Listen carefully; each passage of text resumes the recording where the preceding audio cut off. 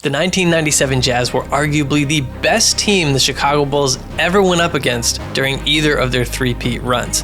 And in 1997, the Jazz made their first ever appearance in the NBA Finals after John Stockton hit a buzzer-beater three in Game 6 against the Rockets to vanquish the Hall of Fame-laden team and head to their first Finals appearance. The reason for doing this series was to highlight all the great teams that history is slowly fading from the record books, and to show how they came up just a little bit short. Let's point out a few things before we jump in. How come the Jazz used the same intro music as the Bulls? Did you notice that? Did every team in the league have the Alan Parsons Project on replay? Jazz fans gave the term whiteout a whole new definition, and the Decibel Center was the most appropriate nickname for an arena I've heard ever. One thing to note about the 97 season is the playoff format was still 2-3-2. So the higher seeded team would have the first two games, lower seeded team would have the next three, and then if necessary, the higher seeded team would have two more games at home if they needed them to close it out. 2013 was the last year to have this format, and then in 2014, the owners voted to go to a 2-2-1-1-1, I guess for ticket sales or to make it more even, I don't really know. So here's how the 97 Jazz were etched in history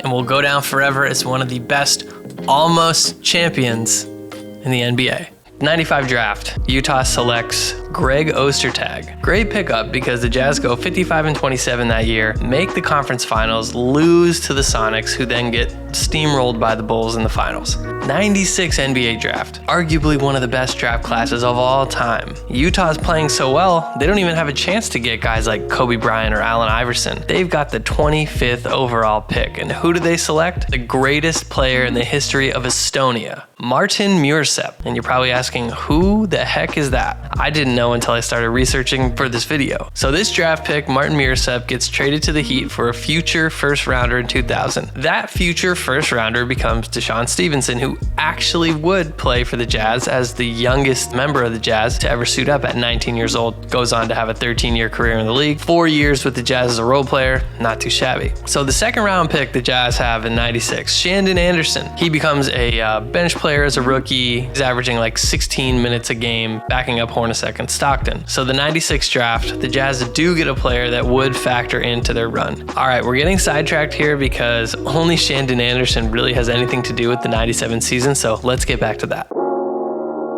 Standouts are the obvious ones: John Stockton, Karl Malone, future Hall of Famers. Then you've got Brian Russell, who keeps getting crossed over by Michael Jordan. Antoine Carr, who would play a pivotal role in the playoffs and get significant minutes. Jeff Hornacek, one of my favorite players as a skinny white dude growing up playing basketball. Hornacek and Stockton always gave me hope that I could make the league. Was not in the cards for me, but I always loved watching them. And the bench was pretty deep. We mentioned Shandon Anderson, the rookie pickup in the second round, Howard Isley, Greg Foster, Stephen Howard, Adam Keefe, Chris Morris. So you had a lot of guys that could play minutes that were trusted by Jerry Sloan. And they were in the midst of 20 consecutive playoff seasons, 20 consecutive runs to the playoffs. That's a lot, which I think makes it even more heartbreaking to not win a title. If you make it to the playoffs 20 times, only 2 of those times you end up in the finals. And both times you got to play Michael Jordan. That is just drawing the short straw every time. So a solid squad, 2 Hall of Famers. You've got a second-year guy, Greg Ostertag, a 7-2 monster in the middle. This would also be Karl Malone's first MVP season, which, again, if you saw Last Dance, definitely pissed off Michael Jordan.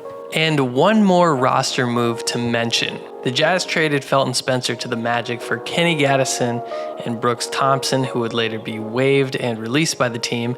And they would also get a 1999 first-round draft pick, which would turn into Andrei Kirilenko, who would go on to have a nice career with the Jazz and in the NBA, but would later end up on a poster because of this guy. Regular season, the Jazz go 64-18 with an amazing 38-3 record at home. I mean, it's not called the Decibel Center for nothing.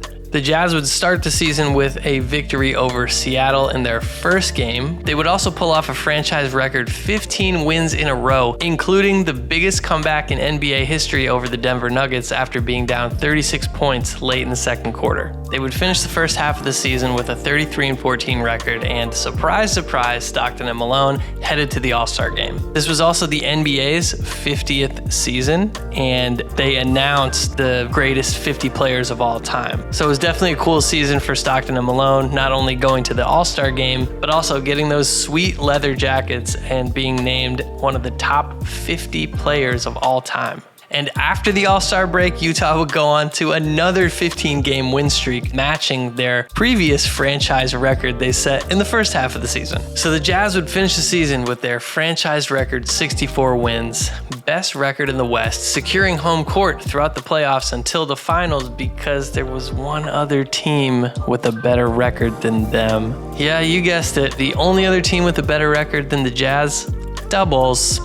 The 97 playoffs. The Jazz would sweep the Clippers in the first round for their first sweep in a playoff series ever. In round 2, it was the LA Lakers who would be the Jazz's next victim. The Jazz would beat them in 5 games, only dropping 1 game to the Lakers, despite Shaq talking a lot of trash before the series started about how nobody could guard him one-on-one. But fortunately for the Jazz, it's a game of 5-on-5. In the Western Conference Finals, they would face 3 future Hall of Famers in Hakeem Olajuwon, Clyde Drexler, and Charles Barkley, although all later in their careers still put up the biggest fight the Jazz would face, with everything in the Western Conference Finals building to Game 6, where John Stockton would take this shot.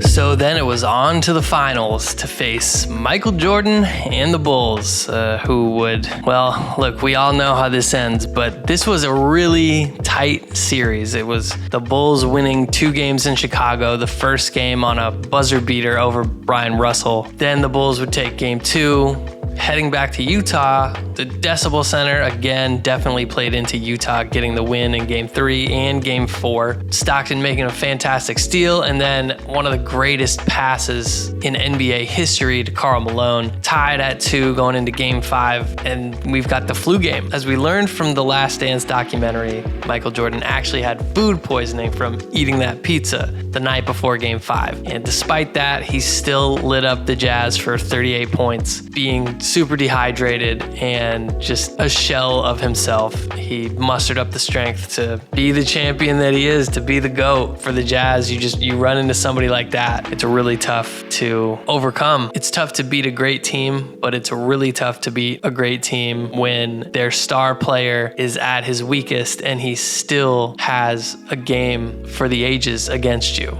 They would then go back to Chicago for Game 6, which was really close within a couple points, down to the wire, and then Steve Kerr has his finals moment, hits what would turn out to be the game-winning jumper, and that was it for this Utah Jazz season. Historical season for the Jazz, so many firsts, a lot of regular season and playoff firsts. They just got beat by the better team, and they were better by a few points and a few seconds. It was never a blowout. Had the Jazz played any other team in the finals, I think they win. I think if they don't play the Bulls in the 97 finals and the 98 finals, one of those championships goes to Utah. But we'll never know because the Bulls won both of them, and it just is a bittersweet ending to the Jazz season. Such a great team, such a deep roster, a Hall of Fame coach, 2 Hall of Fame players. This was a really fun one to research, and the Jazz came up just a little bit short in the end and couldn't cap off an historic season with an